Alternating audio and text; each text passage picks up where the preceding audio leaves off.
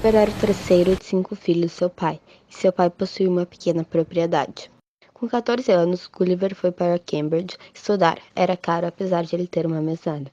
Ele foi aprendiz do Sr. James Bates, que era um cirurgião, e ficou com ele por 4 anos, em Londres, e o seu pai o enviava dinheiro. Gulliver então deixou James para estudar medicina em Londres, onde estudou por 2 anos e 7 meses.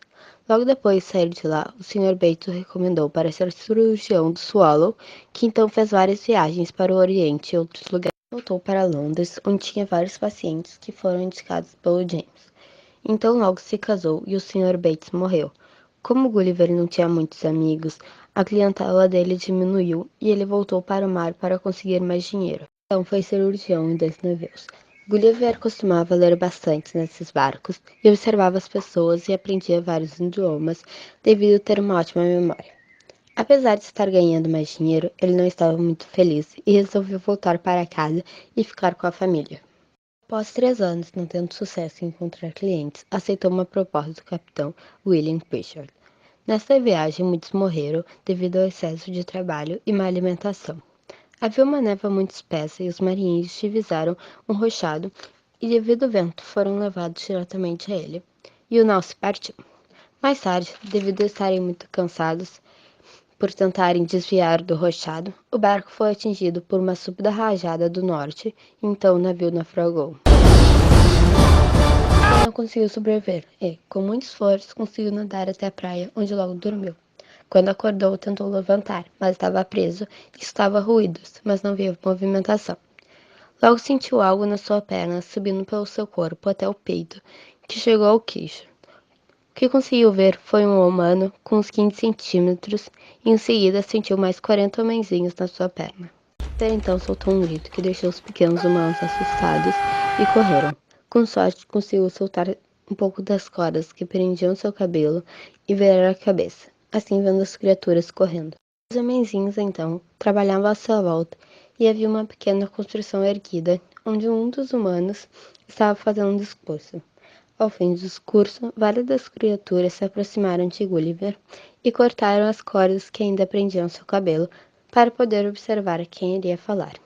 No discurso, percebeu expressões de ameaças, promessas, piedade e benevolência. Ele respondeu com poucas palavras, mas não foi entendido. Quando a fome o atingiu, ele demonstrou através de gestos, e o homenzinho que antes estava falando entendeu, e deu a Gulliver bastante comida. Depois, Gulliver sinalizou que estava com sede e o deram vinho. Depois disso, as pessoas passaram a gritar e dançar no seu corpo. Enquanto as pessoas andavam em cima dele, ele sentia vontade de pegá-las e esmagar, mas não as matou porque se sentia ligado pelos laços da lei da hospitalidade e ao povo que o tratou bem. Depois de um tempo que ele não queria mais carne nem nada, a sua majestade e seu conselho caminharam de sua perna até seu rosto, e a excelência falou por 10 minutos e apontou para um lugar que era a capital, e era para onde Gulliver seria levado. Gulliver falou que não serviria de nada e fez gestos mostrando seu corpo, querendo dizer que queria ser libertado. A majestade o entendeu, mas negou o seu pedido e falou que ele receberia comida e bebida e seria bem tratado. Depois de mais algumas palavras, ele sentiu um grande número de pessoinhas soltando as amarras do lado direito do seu corpo, que possibilitou que ele deitasse de lado e assim fazer suas necessidades, como urinar. E quando ele foi fazer isso, os nativos ficaram espantados com a quantidade. Aquele povo era formado por excelentes matemáticos e havia chegado à perfeição na mecânica com o apoio e encorajamento do imperador. Eles construíram um transporte bem grande feito de madeira que se movia por meio de 22 rodas para poderem carregar Gulliver até a cidade. Passaram algo parecido com uma pomada na sua mão ferida. Logo, Gulliver dormiu por umas 8 horas, e quando dormiu, foi amarrado e preso em uma engenhoca, obedecendo assim a ordem do imperador, e foi levado para a cidade. Para Gulliver foi uma solução tão prudente quanto generosa, já que não o mataram. Horas depois do começo da viagem, ele foi acordado, pois alguma coisa tinha saído do lugar. Durante esta parada da viagem, 2 ou 3 nativos subiram em Gulliver curiosos de como ele era dormindo, e foram em direção ao seu rosto.